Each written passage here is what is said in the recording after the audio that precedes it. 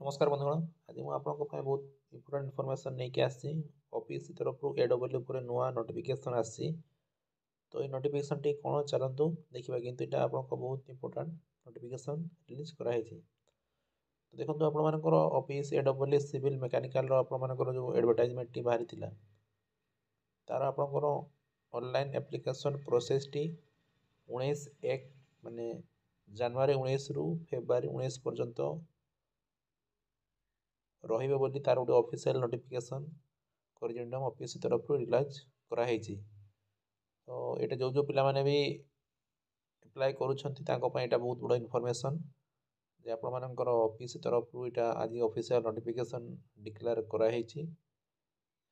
तो जो मैंने भी देखुं भिडियो शेयर करूँ ताले सब कैंडिडेट को इनफॉरमेशन पहुँची पार और यार फर्दर कौन सब प्रोसेस हे से हाईकोर्ट ऑर्डर सरला पर जाकि हे किंतु ऑनलाइन एप्लिकेशन प्रोसेस टी से 19 जनवरी स्टार्ट करियो बोली ऑफिस तरफ रिलीज कराई।